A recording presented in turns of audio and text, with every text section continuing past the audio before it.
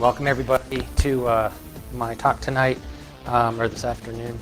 So this is a little bit of a different talk, trying to get you to think maybe outside of the box. And along the way, I'd love to hear your questions, because this is, again, not straight, engineering, scientific kind of stuff.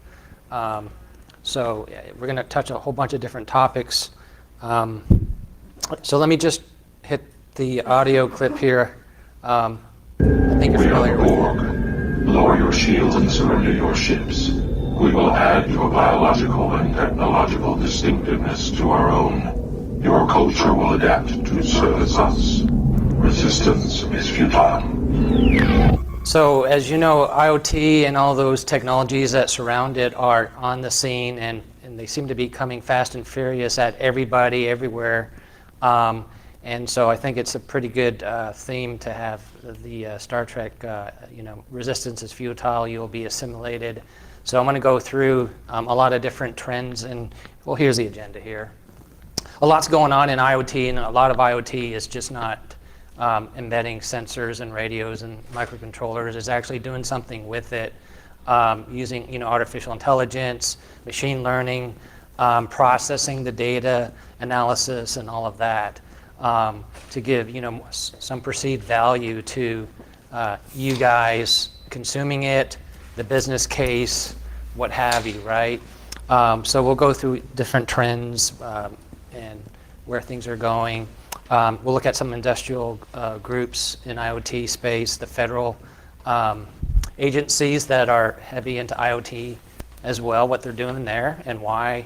And we'll touch a bit on some of the stuff going on in the quantum computing side, which is pretty amazing. So please, I'd like to keep this interactive. Please raise your hand and ask questions. I don't know everything, and I'd love to talk about what I do know in my opinion, and love to hear your opinion about these topics. So with that, let's begin. Embedded sensors, microcontrollers, radios, they're going in everywhere, right? So there's a lot of ARM controllers, both the Cortex and the A series. Your smartphone has 64 bits, and a lot of the end devices like Bluetooth speakers or more of those without the application processor. The Bluetooth devices just have a Bluetooth connection, and it's a Cortex M 32-bit micro. Maybe there's an 8-bit micro in there as well. So a lot of those microcontrollers have a radio, whether it's Bluetooth, Zigbee, Wi-Fi, what have you. And those connections are getting faster, longer distance. There's RF mesh, coming fast on the scene. Zigbee has been there for a while. You've got just announced this summer Bluetooth 5 with the RF mesh standard within Bluetooth Low Energy, right? If you can keep up with all the acronyms from Bluetooth themselves, that's pretty impressive, right? Because they used to call it Bluetooth Smart, Smart Ready, BLE, BT, and all that. 5.0, 4.0, 4.2, what have you. And now they're just kind of going forward with BT5, not BT 5.0. So anyways, other links that you may have seen out there, who's heard of Sigfox, LoRa for long range? Nobody? How about 5G cellular in terms of IoT? You've heard of 5G cellular going to come out with faster speeds, right? But how about slower speeds for the IoT devices, embedded cellular radios? Anybody been hearing some of that or anticipating some of that? So AT&T and Verizon have announced, IoT 5G platform like it's in deployment now. Like they want to be the first to announce it and first to say we've got something live. Although the standards aren't quite gelled just yet, but they're about to be finalized so that then product can get to market in the next couple years for IoT. And then there's different other technologies. As you know, the cell phone has a lot of that, NFC and GPS. So countless sensors are being dropped into these nodes. So as you know, there's laser on the iPhone 8 and iPhone X, infrared, all these scanning devices on the autonomous cars, on your cell phones. These microphones, these cameras are getting better and cheaper, like the cameras are going in everywhere, right? Microphones can be placed anywhere, very low cost. So you've got all these sensors out there that are mobile, they're wireless, and they're collecting data. The world's, an analog world gets converted to digital domain, and it's getting sent off to the cloud, it's keeping it locally, and whether you know it or not, that data has to go somewhere. So I think we've only seen just the beginning of a lot of this, or it's going to continue up the curve with these devices. A lot of them are low cost. So this is kind of like the Internet of Things with embedded sensors and micros and radios getting into everything in life. So I've seen different numbers with IoT devices around the world that are going to hit critical mass, or the predictions in the next few years from anywhere like from 28 billion to 75 billion devices around the world. And we have about 7 billion people on this planet, which sounds like, and it is a lot. So when you average that out, that's around 7 devices per person on average, right? Some will have more, some will have less or nothing. So the data and the revenue streams will be huge. The data streams are going to be pounding on the clouds, and then of course the business cases, they're looking for some ways to monetize it. IoT, they want to monetize IoT on that data stream. They're trying to get you guys to pay more per month for some awesome value that you can't live without, right? But I think some of those killer apps remain to be seen. But I think organically, definitely, it's growing, definitely. Critical mass, probably next decade, definitely. Life can only get simpler, right? And easier. With all the technology we have today with laptops and mobile phones, who's working less hours these days? Anybody? Right. Is it simpler to use, or does it sometimes feel even way more complicated than it should be to use? Right? Okay, so let's travel back in time. Assimilate this. All right. Any questions? You guys might know this from Computing 100 or 101, or the von Neumann architecture of the microcontroller back from the 1940s. It's amazing, we're still using this general architecture today in the microprocessors, the x86s, the ARMs today. So this goes back a bit, but it's still works quite well generally. 10 years later, John von Neumann came up with this singularity proposition. How many are familiar with it? Okay. So, the invention of artificial superintelligence will abruptly trigger runaway technological growth, resulting in unfathomable changes to human civilization. And that's pretty phenomenal language to use back in the 50s. And the intelligence explosion will surpass all of humankind's intelligence combined. Again, the machine intelligence will be greater than the human intelligence combined. And then after which human affairs as we know them cannot continue. I mean, that just sounds catastrophic, right? Again, predicted in the 50s. So let's jump forward to Metcalfe's law in the 80s. So he came out with this law that applied to telephones. The more nodes, the more value. And it's been reapplied to IP nodes, IP addresses. But does that really ring true? More nodes equals more value. I think there's definitely trade-offs. Things get more complicated. Yeah, you may actually have a job to secure those devices, deploy those devices, what have you, right? But he started seeing the exponential growth here of value, and of course it comes with challenges. So let's move ahead a bit more. Ray Kurzweil, he works for Google. So he wrote a book last decade, Singularity is Near. So he's saying, with positive feedback and all these advances in science and technology, it feeds back onto itself, and then all those areas of science and technology just exponentially grow even faster and further. So that's what he's been predicting, although I think he takes 70 pills he takes a lot of pills per day, right? So I don't know about all that necessarily. But then again, I mean, if he's basically got his human body figured out, program it with nutrients as he sees fit, But if you look it up, he definitely takes like a ton of supplements per day. But again, he thinks singularity is quite close. So let's move back to the present. From this time forward, you will service us. And I love this animation. Just keep looking at the middle. From this time forward, you're going to service the Borg.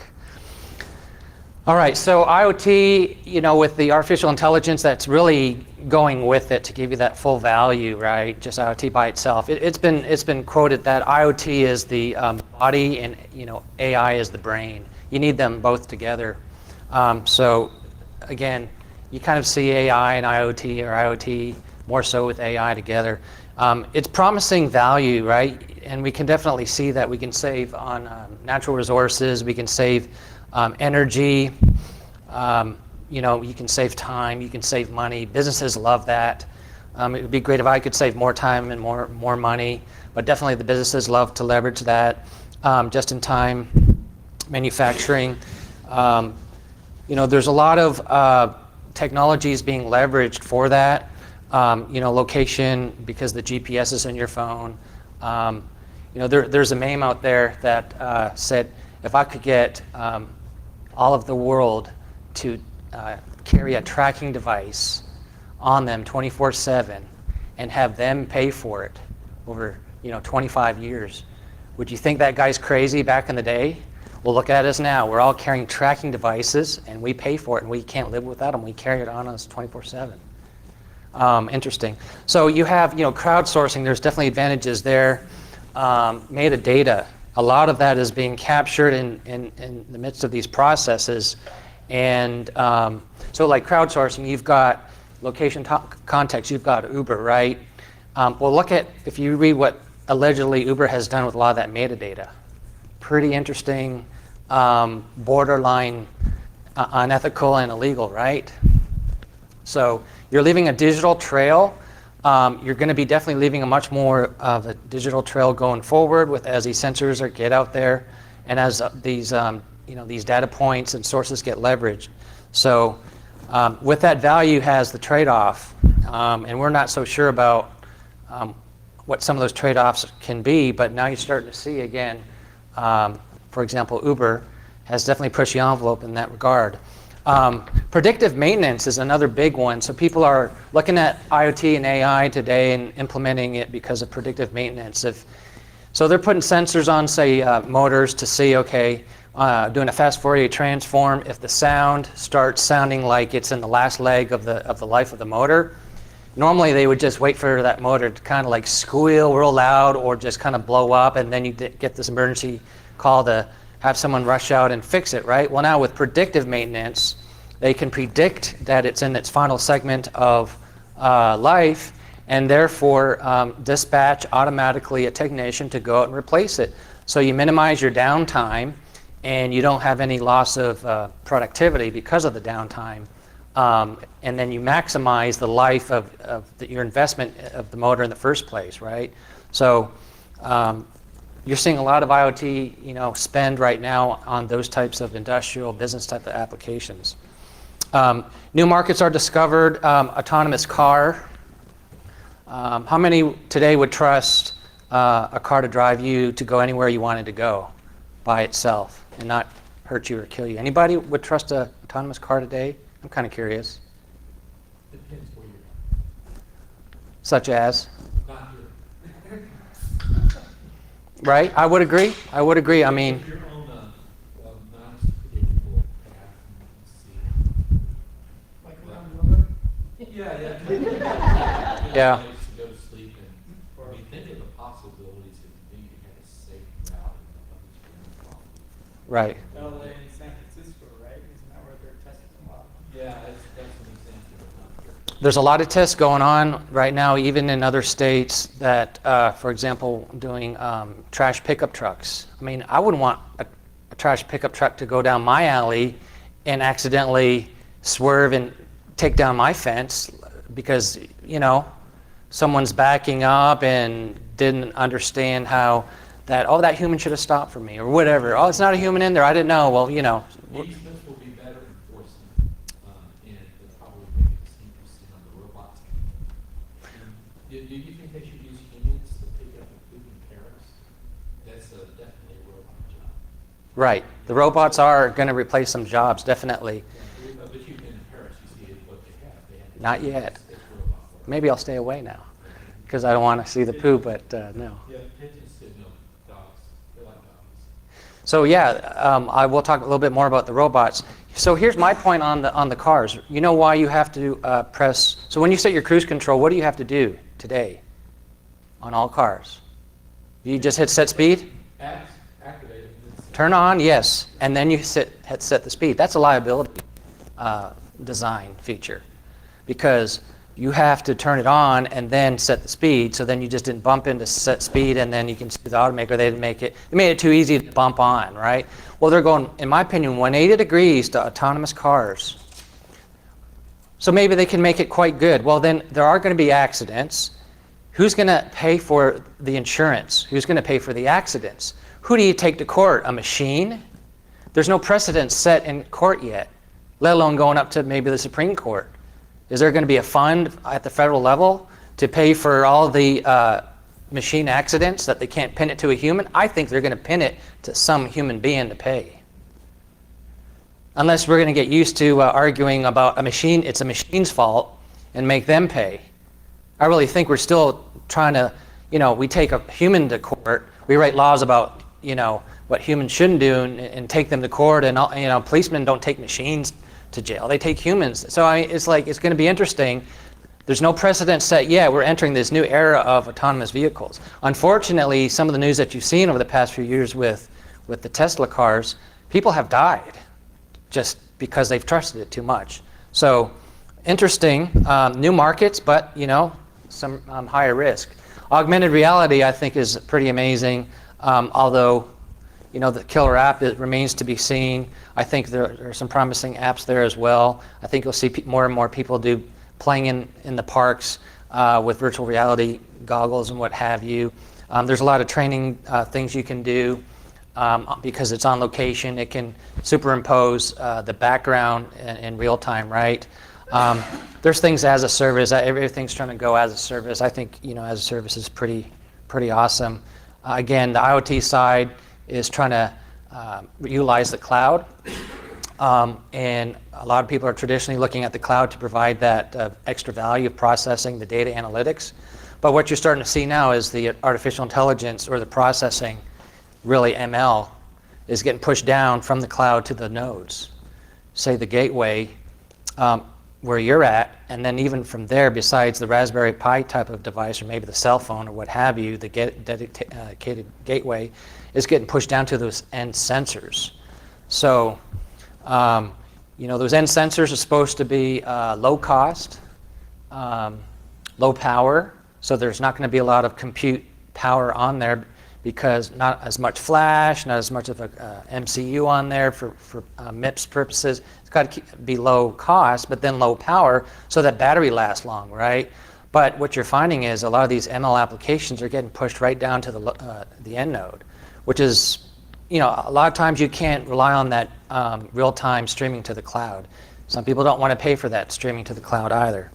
Crowdsourcing, as I mentioned, Uber and others are some good examples, and Uber being sometimes, I think, pushing the envelope too far with what they've done. You know, to where your CEO of Uber gets pulled into Tim Cook's office to say, how come you're abusing our APIs? We may kick you out of the App Store for that. Stuff like that, saying that, hey, you're maybe coming from a government facility for an Uber service, we're going to charge you more because you're government. We think you are because we're putting two and two together with our ML engines, et cetera, et cetera. So I think some of these guys are pushing the envelope, and it's not to stop any of the other guys with malicious intents by far and the hackers are using ML as well for hacking. So here's the outlook. So robots, yes, I think are going to replace some of our jobs. but it should make life better generally, right? I mean, I believe with all what's going on, we're at the cusp of another sort of like an industrial revolution. We've got really good technologies in place. We're on the cusp of all this ML and AI coming back to really benefit society. I mean, look at what we've got. We've got the technology, and we're doing it. We're beta testing it, and I think the productivity and the prosperity can actually start escalating a lot faster here where we're at. Let me play that. Strength is irrelevant. Resistance is futile.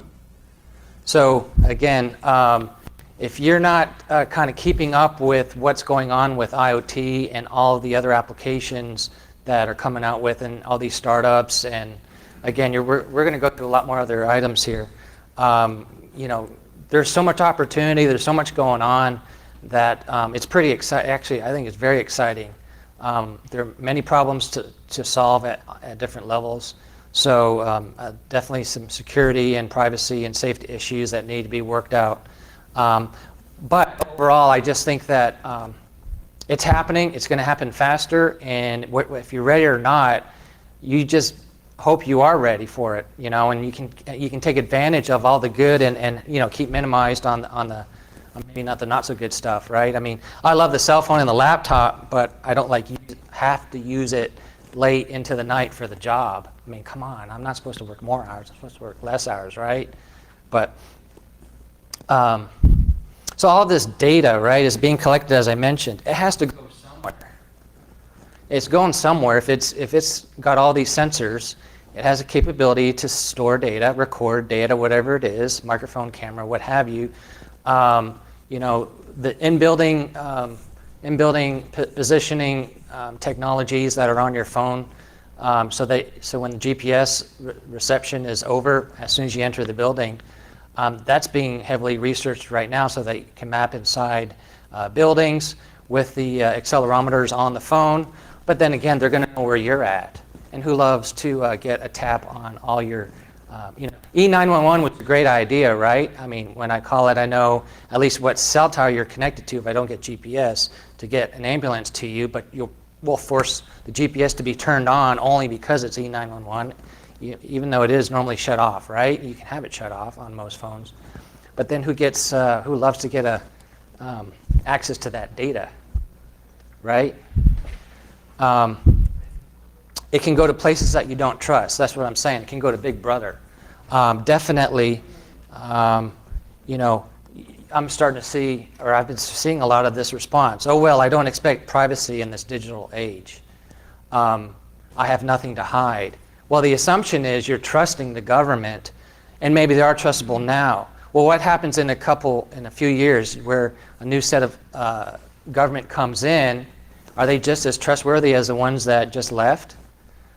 Still, you have nothing to hide. Well, what if they're not as trustable? Maybe they just want to push the envelope and take advantage and do some nefarious or whatever, right? There's many cases in history. For example, I believe this is in Germany. They wanted a log of all of the people so that for the Muslims and the Jewish people, they could give them a proper burial, timely, etc.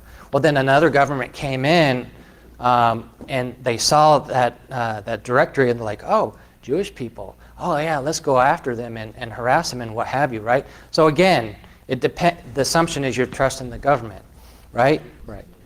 There are many government institutions that are not using strong encryption today. There's that one TLA about a year or so ago that, they didn't. They let out 20 million of profiles, right? The Office of OMB. So again, you were trusting the government to keep your ID secure, right? But look. I mean, they didn't do it maliciously, but it got out. And so again, still today, there's many governments branches that aren't using strong encryption. So whether they are trying to spy on you purposely or not, they can slip up here, right? I mean, God forbid we see a government agency slip up like Equifax. You know what I mean? But then again, I think people should expect some sort of privacy. I don't think we should just easily give up on the privacy, even if you have nothing to hide. I don't think you should just give it up that easy, because then people will find ways to use it against you. Yes? Oh, that's fine. I was going to bring up the UPN path, but you covered it. Yeah. So again, it can get released to the open internet. You've heard of the GDPR out of Europe, right? May of next year, if you can go to a company that has European citizens' data. So there are companies in America that are scrambling because they've done transactions with people in Europe. And so you go to the banks and did you wire money? Did someone wire money to a European account? Yes. Well, do you have record of that? Well, of course. Well, they're given 30 days after this law goes into place to return the digital footprint of that person's PII. And then that person has to get presented that in 30 days and decide, do you want it deleted or not? And they have to go back and then remove it in 30 more days to remove all that data. Well, look at the Facebooks. Look at all those companies that have big swaths of data of people. I mean, they don't know where they know they have tons of databases, but they just don't know where that data is. I mean, they know it's there, they just can't get to it, right? It's not indexed. It's like just a huge problem. So again, well, what's the penalty? They want to fine them anywhere from 2 to 4% of last year's revenue. That's a ton of money for some of these guys, right? Again, it sounds amazing, like how are they going to go through with this? But we'll find out next year. Anti-small business, for sure. It really is going to turn the whole place into our shimming towers and no new small businesses. People are going to afford to do things. Yeah, it's going to be amazing. And what doesn't help it today is all these IoT standards are their own silos, they're not interoperable. It's a really big challenge. Even when you do come up with something like Zigbee, people will find ways to close it, right? If you come out with Bluetooth and Wi-Fi, Apple will find a way to spin it and call it AirPlay and all the proprietary modes of Bluetooth and Wi-Fi and what have you. So it's that's the challenge, especially with IoT, because everything is kind of its own proprietary, although within itself it looks like its own standard, and it is, but then it's not really meant to talk to any other silos. And it needs to at higher layers in the ISO stack, right? So here are the trade-offs. I'm pretty strong on the SPS side, the security, the privacy, and the safety. As you may know, with regular IT enterprise, it increases the attack surface for bad actors, ruins your reputation like Equifax, what have you, stolen intellectual property, loss of revenue. Unfortunately, a lot of enterprises today are reactive for the security side. They have to either be regulated by the federal government, they're going to either have to have a pretty bad event in history to then react to it. They're not really proactive overall, and it's same with IoT. The privacy issues here, your PII can be stolen, ain't that so true? It can be leaked unintentionally because of careless design. So this is a lot with the software security development lifecycle stuff, right? You've got people that are trusting libraries, open libraries. Well, those libraries may not be tightly written, and so then they're reused. And then, for example, there's many examples out there where, people find vulnerabilities in the libraries and then hack your iPhone application, and then the Apple Store will have to remove those applications. Xcode Ghost is one of them on the Apple side out of Asia. There are many, many examples of that. And so as you're seeing, there's a lot of services. I'm seeing a lot of product and services that help, vet those libraries that you're putting into your development environment, et cetera. This one here is pretty interesting as well. So legal e-discovery to conduct digital investigations by processing unstructured data using ML, using AI. So again, this digital trail that you're leaving, whether you know it or not, all this metadata is out there. There's really nothing protecting you about it, and you don't really know it's there. So there's product now that people are saying, hey, I can offer product to the government. It's going to say, apply all this metadata, and we'll find some digital evidence that you broke the law.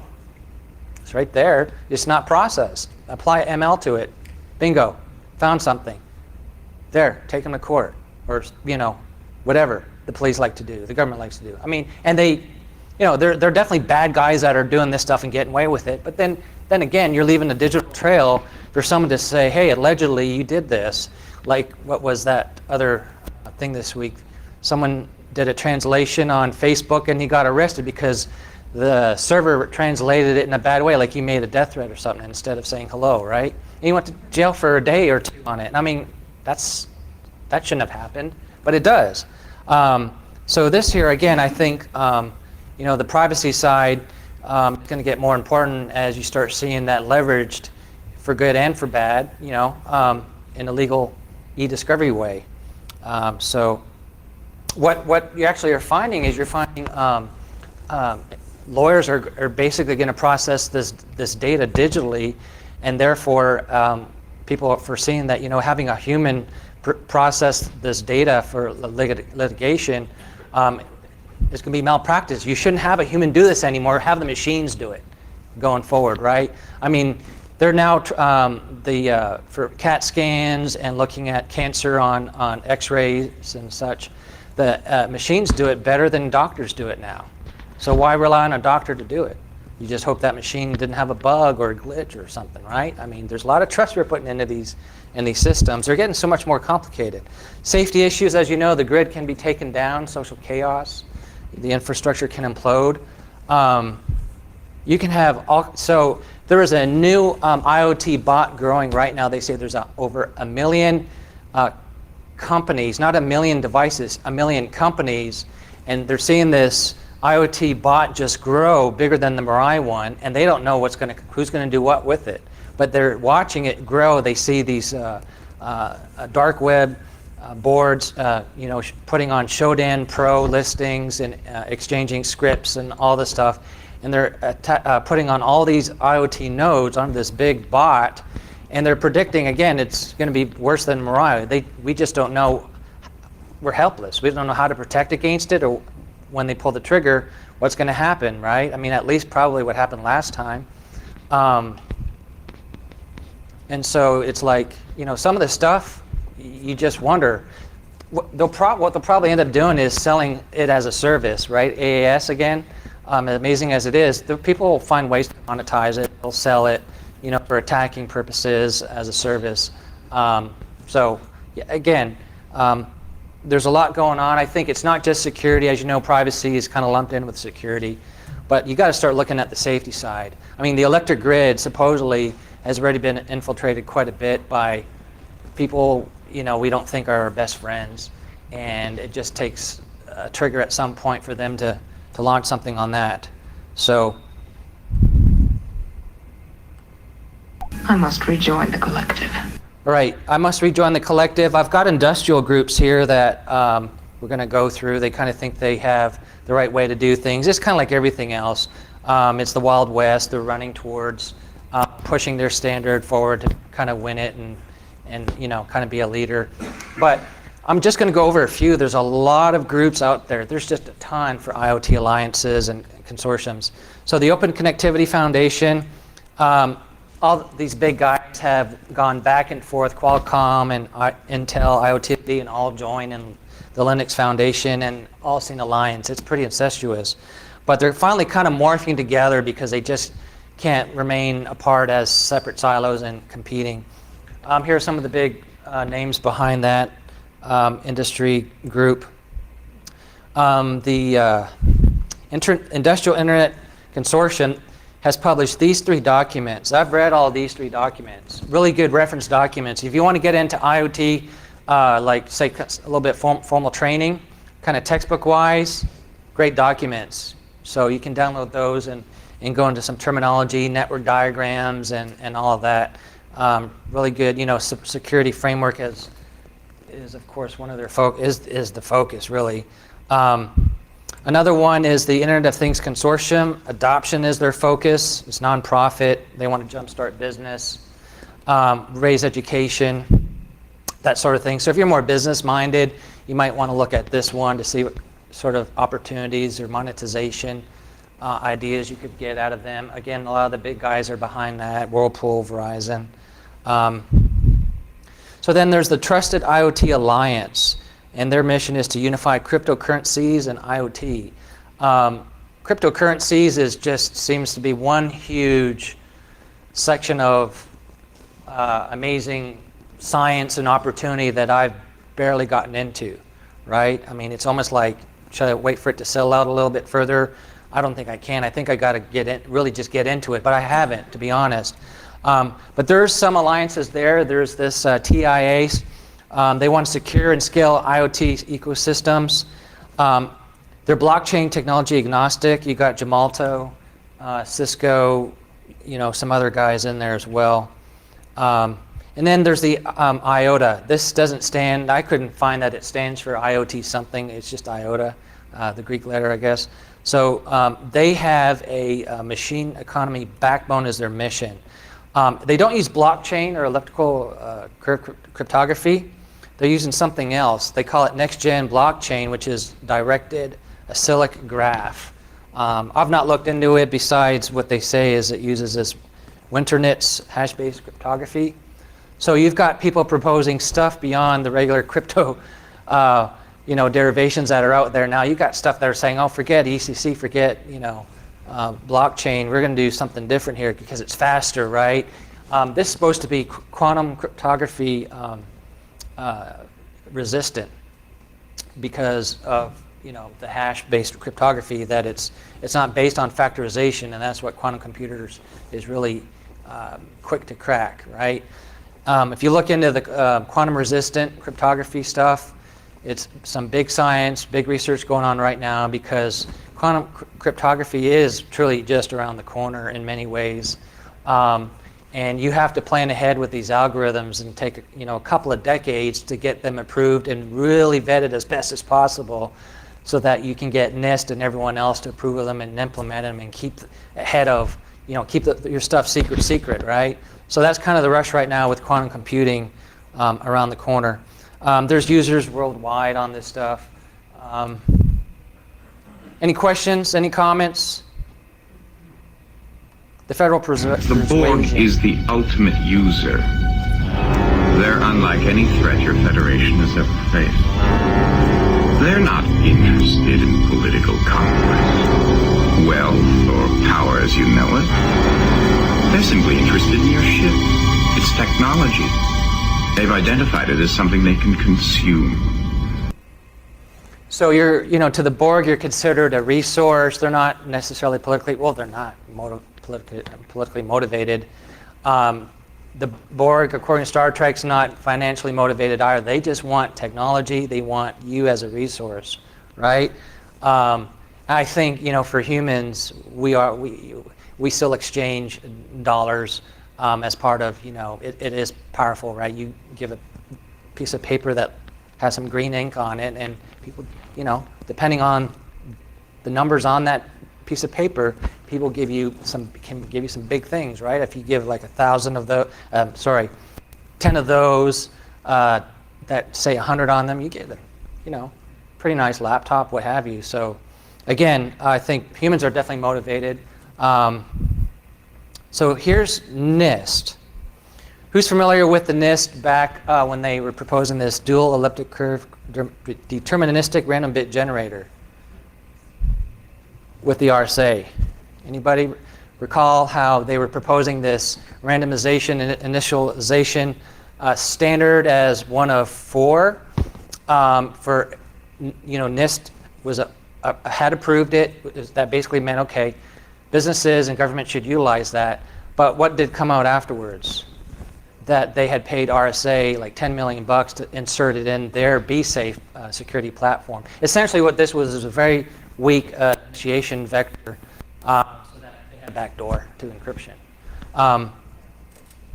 Pretty interesting because as all the security experts had started seeing how this was not making sense from a crypto analysis point of view, mathematical point of view, code space point of view, and they kept trying to reverse engineer it, right? Because no one could get to the true design or documents of it. And then it finally came out that, and I think it was the Snowden files, he basically revealed it, right? But I think before that, it was being recommended, don't use this from NIST. I mean, who would have, that has never happened, right? Everyone kind of trusts NIST up until this incident here. So NIST finally retracted it.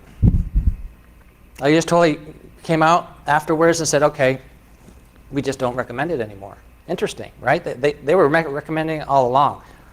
For them to change 180 degrees, pretty not like the NIST. The Borg have prevailed. In this case, The Borg have prevailed. the Borg has prevailed, I think, for a while. But anyhow, I think they're a great group here. They have these reference documents. I won't read through them. So they're pushing out reference documents on smart cities, secure frameworks, so you can replicate smart cities, apply IoT and such. There's a couple more here as well, sorry. Really good reference documents. This one here at the bottom, I've read through it all. So the, sorry, I think it's this one here. They've actually, no, it's this one here, the report on lightweight cryptography. So actually it describes all these embedded microcontrollers and sensors. They really don't have much compute power on them. So if you want to make them truly secure, what are the best and most power efficient crypto cipher suites to use? And they go through that in great detail in that document there.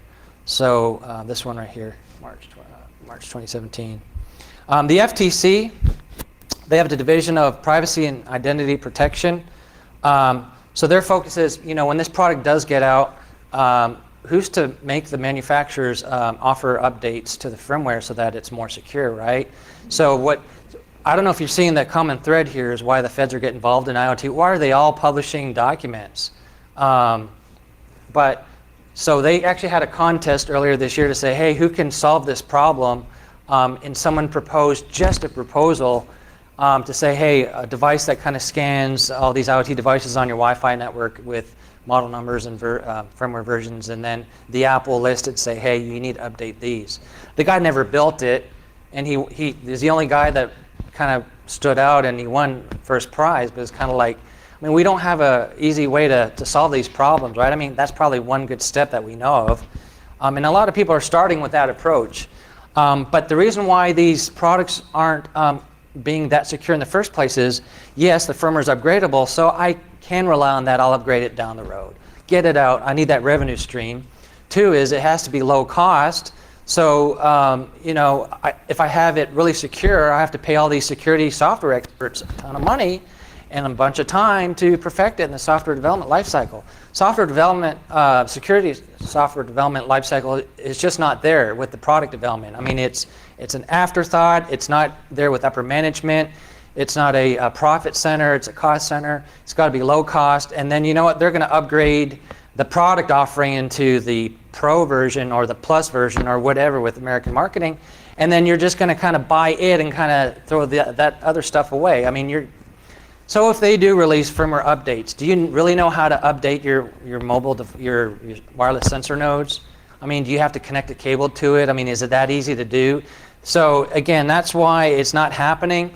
But the FTC wants to step in, and as you know, there's bills out now to force these products to have some baseline of security.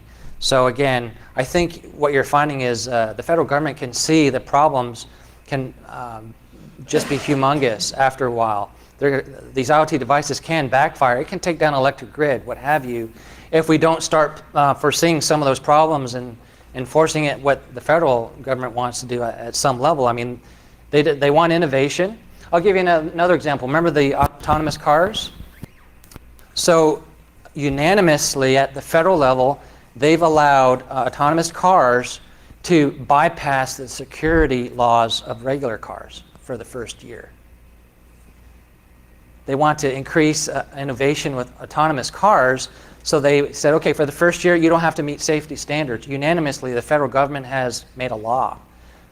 That sounds peculiar. Are they going too fast to allow innovation for autonomous cars to bypass security, your safety, your life? Interesting, right? So, yes, they want innovation, but they also want some basic protection there. These guys, their focus is to have transparency on that data. I think they probably need to do maybe a bit more to let you guys know where your data's at, not really to stifle it, but maybe we'll follow the GDPR out of Europe to say, hey, we should know where our digital footprint is in terms of our PII. Also, the personal health information, PHI, under the HIPAA laws and what have you. A lot of IoT is getting deployed into the hospitals and remote telemedicine, what have you. But the FCC, they've published a document on IoT security. You're going to see this theme here: white paper on cybersecurity risk reduction by the FCC, practice of continual testing, authentication safeguards, and adherence to best practices. Department of Homeland Security, here again is the theme. They've published a secure paper on IoT security. Now, here's their takeaways. I won't read them here, but I like the last one. Connect carefully and deliberately. People kind of believe the idea that sharing is caring and open is great, and it is. But when you're just allowing people to connect to you and you connect to people and you're just like, well, yeah, you can get this data from there and what have you. You can, if you don't have that secure mindset and privacy and then safety, you can set up yourself for some pretty interesting issues down the road. So again, you're seeing the DHS, all these guys at the federal level are very concerned. They're doing a lot of research. They're publishing papers. They're really good reads. I've read all of these. So you can look these up, and if you care to look at some of these documents, really good documents, And then the GOA has also done the same thing. The IoT status and implications of an increasingly connected world. So here's the takeaway from that document. As you know, cars were hacked. PII gets transferred without you guys knowing about it. The standards are lacking between IoT protocols. And then this one keeps kind of coming up more and more and more. Economic issues. Disruptions are possible when people may lose jobs. I mean, there's going to be predicted, robots building robots. I mean, when you order something from Amazon, I understand at the big warehouses, it's a robot that stuffs it in a box, puts tape, and gets it out to you. I mean, I still don't understand how they can, if you buy a lot from Amazon, how with all that overnight shipping, 1 day, 2 day, whatever, Prime, how they can, make money off of that. They must, economies of scale and kind of raise the price a bit there on the product, and it's free, right? You just pay your $100 a year now, whatever it is. Maybe it's going up, 109. But Amazon's pushing the envelope there, and as long as you can stay with IoT, I wouldn't worry about, maybe you guys in this room losing your job, but I think people will, and they may not, be ready for the next step in their, call it career, right? I mean, people are kind of being forced to get a career whether they wanted it or not with IoT. It's just changing our lifestyle faster than ever. With the rise of the machines, who has heard of Sophia, have seen Sophia? Anybody? All right, cool. I am the Borg. So she's pretty amazing. Although every video I've seen of her, I love to sit down and, let me check the time here. I love to sit down and actually ask her all kinds of questions to understand if when she's on TV and recorded, if she's kind of pre-programmed or canned, because she's been on the Tonight Show and United Nations and all these other places, right? I think it's great. Hanson Robotics, the guy is originally from, he got his degree at UNT, and then I think he moved to Singapore. But machine intelligence. I'll keep going here. So we have AI. The term was coined in the 50s, where a computer can play a checkers game. And then machine learning is just a subset of general artificial intelligence, just not AGI, but AI. So the interesting thing is now you're giving the machine a feedback loop to train itself, to modify its own algorithms on the fly. You're giving it the freedom to teach itself to modify things, to give it more autonomy. And it's usually working out quite well, whether you're utilizing that to become more efficient or to create a new bot language from Facebook or what have you. So that feedback loop is given the machines the capability to be more intelligent on their own, right? So they're not just a garbage in, garbage out, or a predetermined state machine. They're given freedom to think on their own. More examples of that coming up here. So deep learning is here and now. Google has a tensor processor unit. So it's a custom chip that they have in a farm to drive their deep mind. So who's heard of the AlphaGo and now recently just the AlphaGo Zero? So AlphaGo, they set the game, they put in the limits of the game last year, right? And beat the Grandmaster. Well, they just updated that and said, okay, we're not going to tell the DeepMind the constraints of the game or the rule book of the game. We're going to let it teach itself by trial and error, you know, how to win, how to lose, and all the strategies between those limits. So it took it 40 days to train itself on its own. There's no human input of the constraints of the game, how to win or lose. It wasn't told it how to win or how to lose, like in AlphaGo. AlphaGo Zero said just play yourself and figure it out. And it did that in over 40 days. It beat 100 times to 0. Out of 100 tries, it beat the older original AlphaGo bot machine, which is just like, oh my gosh, it's just progressing faster. They didn't expect that. They really didn't. But you know, Google is just finding such great results in AI, and they're proving out here with these examples. It's pretty amazing. So let me play that. Captain, they've adapted. So the machines are adapting, right? I mean, they appear to be getting smarter on their own. We're giving them the freedom. We're kind of like their creators, and we're giving them bigger.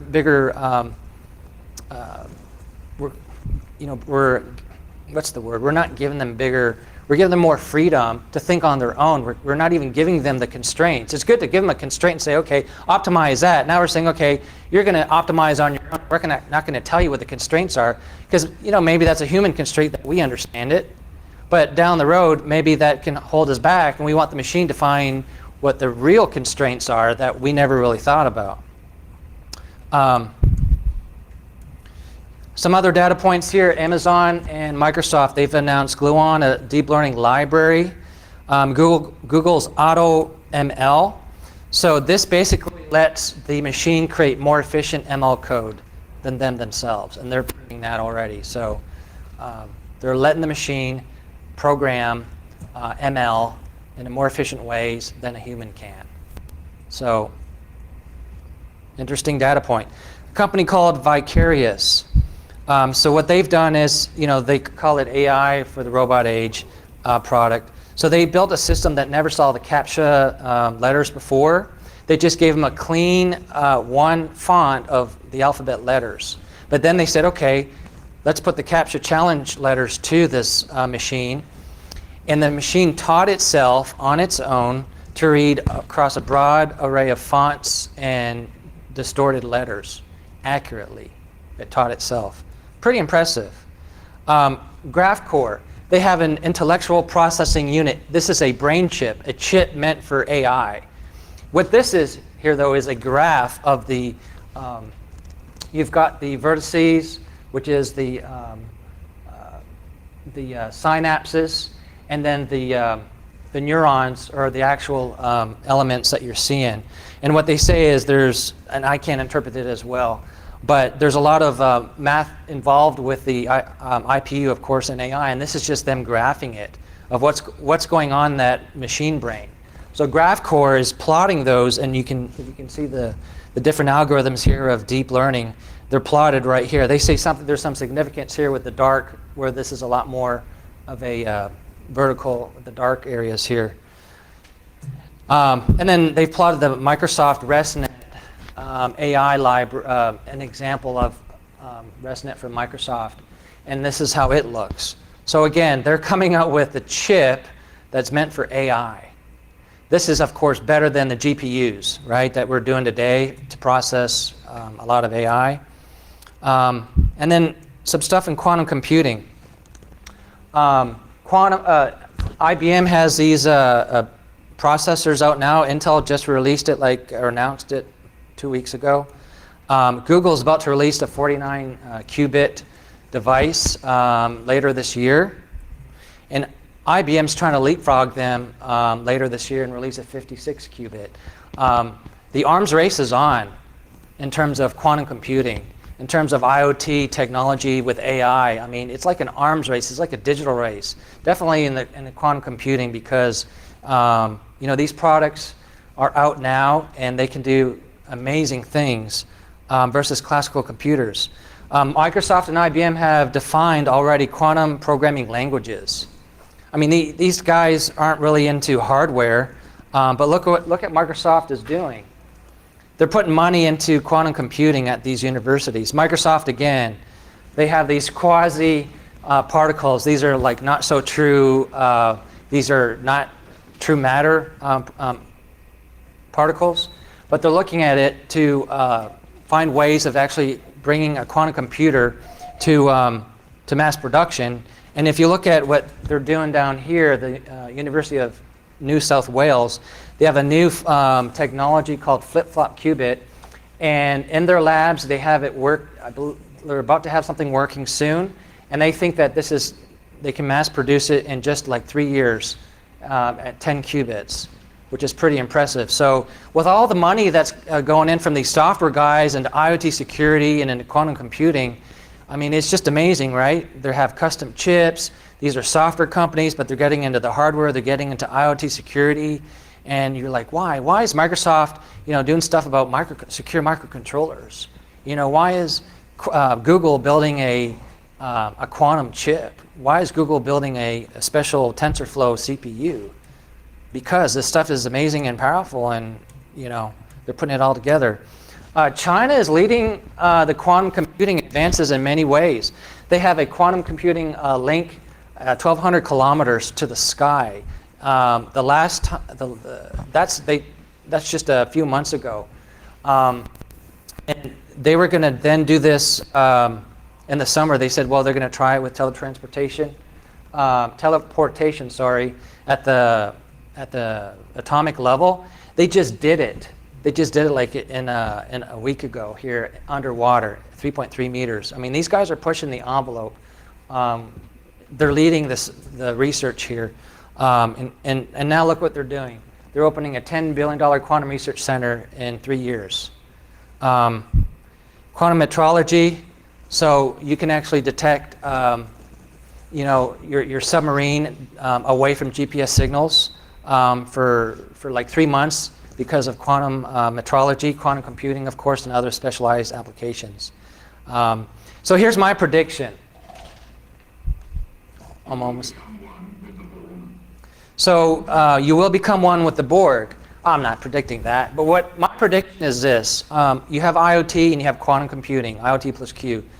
My prediction is about 17 years, it will reach AGI, Artificial General Intelligence. I would have laughed at this like 10 years ago, but what I've been seeing, that means the machine will have the same intelligence equal as people's minds. I'm not saying they can be able to feel and be sentient. They won't have feelings necessarily, but they're going to equal human intelligence in about 17 years. That's my prediction, because you're applying quantum computing. By itself with classical computers, we got decades to go. But with quantum computing, I think it's quite possible. So what's next? That's all I had. Thank you, guys.